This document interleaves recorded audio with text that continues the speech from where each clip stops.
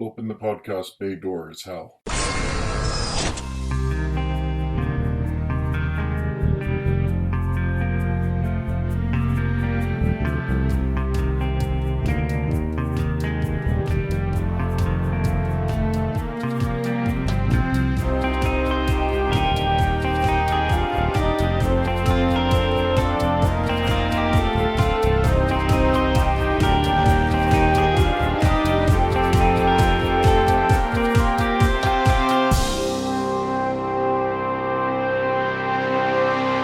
Hello everyone, and welcome to episode 4 of Welcome to Geektown. I'm your host, Kurt Onstead.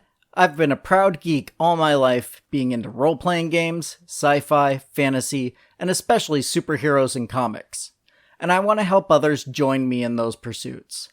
But I've found that sometimes people can get overwhelmed or feel left out, because they don't already have what some consider to be the requisite knowledge to be considered a fan. And that's where Welcome to Geektown comes in. Here, you can ask your questions in a safe space, where no one will mock you for not being an expert. Before we get started, I wanted to let you know about a contest I'll be running, starting the day this is released, and going until May 23rd. To enter, simply go to Facebook, and share one of the posts letting people know about the show. In addition, you can get 2 more entries into the contest by leaving a 5-star review on iTunes. One entry will be randomly selected and will win a copy of the first Ultimate Spider-Man trade paperback, which you may recall was one of the options given for how to start getting into reading Marvel Comics back in episode 2. The winner will be announced next episode, which releases May 24th. Good luck! Today's question comes from Aaron L. With Deadpool 2 coming out next week, this seemed like a good time to answer his question, which is, why is a mutant any different than every other hero and villain in the Marvel Universe? That's a great question, Aaron. As most of you are probably aware from the X-Men movies and/or cartoons, mutants are hated and feared by the human populace. And in the films and TV shows, that makes a lot of sense because they're usually the only superhumans around, so they all get painted with the same brush. But in the comics, mutants are just one way people end up with powers. So why are mutants feared and hated, but other superheroes like Captain America, the Fantastic Four, and Iron Man are loved and appreciated by that same public? Of course, there's the meta reason for why this is. That's the story the creators wanted to tell. Since their very inception, mutants have been used as an allegory for the treatment of minorities. Professor X and Magneto have often been compared to Martin Luther King Jr. and Malcolm X, respectively, with their differing approaches to civil rights activism. In the late 80s and into the 90s, the stories emphasized the comparisons between mutants and the LGBT community. You may remember the line from X-Men 2. Have you tried not being a mutant? There was even a disease that affected only mutants that was used as an analogy for the AIDS crisis. More recently, the allegory has opened back up to include comparisons to racial struggles, especially in the African American and Muslim communities, as well as continuing to serve as an allegory for the LGBT. So, the easiest answer to our question is, because mutants need to be hated and feared for these stories to work.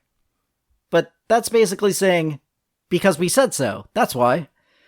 Let's get into the in-universe explanations, as that's what I believe Aaron was asking about.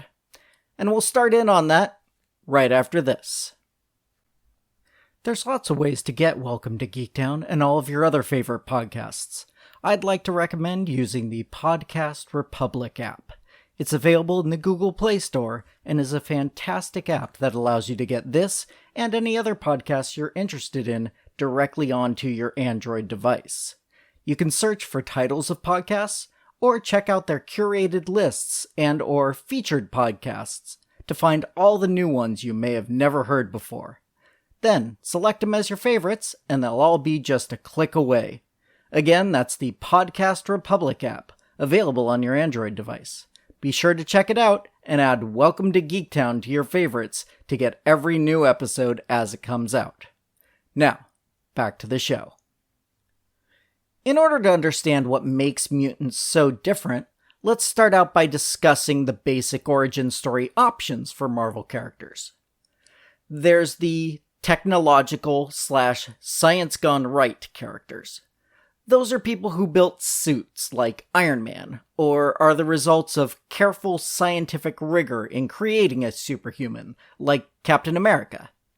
At least some sort of premeditation went into the in-universe creation of these powers. On the flip side are the science accidents. A few of the more well-known characters with this origin include Spider-Man, Daredevil, and the Hulk. While science is involved, in the 60s it was radiation, these days it's more often genetic engineering or something similar. Creating a superhuman being was a side effect rather than the goal. Or, as is often the case for villains, the goal was creating a person with superpowers, but something went wrong and altered their personality as a side effect to bestowing those powers upon them. Next, we have the aliens. If you got your powers simply from being born to a different race, that's you. I include characters like Thor and Hercules in here as well, because the Marvel Universe has established that these quote-unquote gods are actually interdimensional beings with science so far advanced as to be indistinguishable from magic. The fourth option is to have powers bestowed upon you by a higher power, like how Norrin Radd got the power of the Silver Surfer from Galactus, or Doctor Strange learning the mystic arts from the Ancient One. And finally, we have the mutants. A possibly apocryphal story about Stan Lee creating the X-Men is that he wanted to create a new team of heroes, but didn't want to spend time with origin stories for each of the characters. So instead he said, they're born that way. End of origin story. Mutants, as explained in the comics, are people who were born with an X gene that gives them their powers. Not an X chromosome, that's different, and we almost all have at least one of those. Very rarely, the external physical traits like Nightcrawler's blue fur and yellow eyes will be present at birth. But for most mutants, their powers first manifest themselves around the same time that puberty sets in. And in most cases, the manifestation is triggered by some sort of stressful or even traumatic event. And that leads to one of the first obvious differences between mutants and other superpowered beings.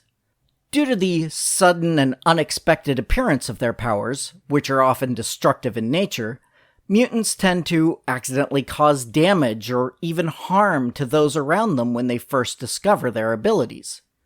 For instance, when Scott Summers, aka Cyclops, first became aware of his abilities, an uncontrollable blast erupted from his eyes, demolishing a nearby crane, which then dropped what it was carrying onto a nearby crowd. While Scott was able to use his newfound powers to blast the payload into harmless smithereens, it was still a terrifying experience for all involved. It's much more rare for other superheroes to have their powers go off by accident and create a dangerous situation like that. That's just one justification people in the anti-mutant camp in the comics will use for their fear.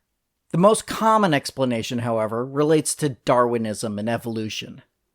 In the Marvel Universe, mutants are considered to be an actual separate species of human, Homo superior as opposed to Homo sapiens.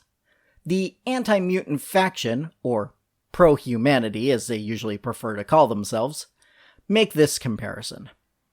If a Neanderthal knew that the Homo sapiens were going to completely subsume them and wipe them out, wouldn't they have been right to fight back for their survival before it was too late?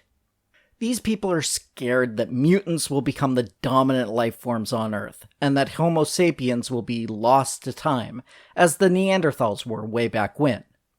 And there have been times in the Marvel Universe where you could see that as a possibility. During Grant Morrison's run on the X-Men, the number of mutants on Earth was established to be approximately 30 million.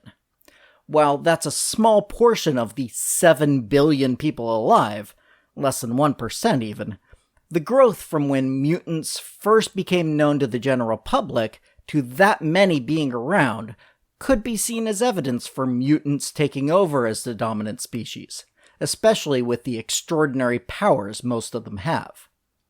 However, after the wiping out of Genosha, a country specifically created as a mutant haven, and then the 2005 House of M storyline, that population was decimated down to where only 198 known mutants were able to access their powers. That number was set to only drop for some time, as no new mutant births were happening, and it looked like mutants may have been heading towards extinction, or extinction, and some pro-humanity groups tried to speed that process up. But in 2007, the Mutant Messiah storyline introduced a new baby mutant named Hope, and since then, the mutant population has been back on the rise. Now, not to get too political, but I want to be sure to point out that these are the reasons that the anti-mutant characters themselves will give, usually prefaced by something like, I don't hate mutants, but... As with any form of bigotry, the stated reasons for their fear and hatred is often different from what actually motivates these feelings, which is ignorance. Please do not mistake the rationalizations previously stated as my feelings on the subjects towards mutants, or any minority on this planet or any other. Finally, this is somewhat off topic, but I would like to point out that there is now another origin that is tied to the same sort of prejudice that the X-Men and other mutants face, and that is being inhuman.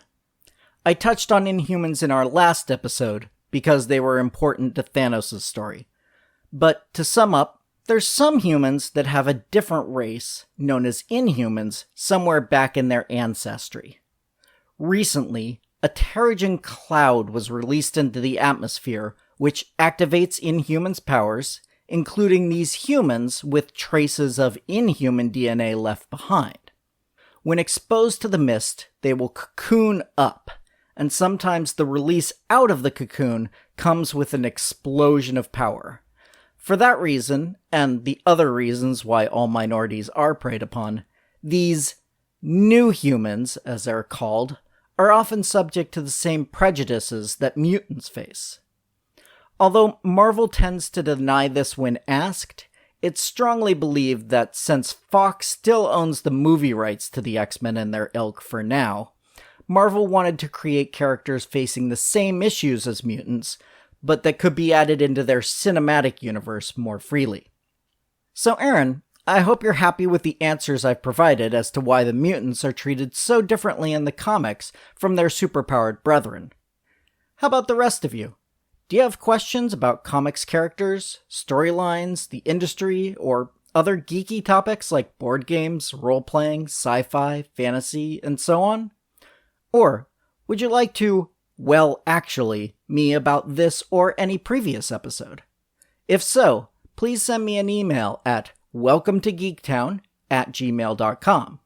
You can also leave a comment directly on the show notes at www.welcome2, in this case the number 2, geektown.com. While you're there, be sure to check the Amazon links to some of the stories we've discussed. Other contact options include facebook.com/welcometogeektown or Twitter @geektownpodcast. In the meantime, don't forget to subscribe and give me a 5-star review over on iTunes to join the Geektown City Council and to help other people find the show so we can all tell them, welcome to Geektown, population us. Welcome to Geektown is written, narrated, edited, and produced by me, Kurt Onstead. Theme music is by Aaron Levitz, logo art by Archie Santana. All other sound clips are the copyrighted material of their respective owners, and no infringement is intended, falling under fair use.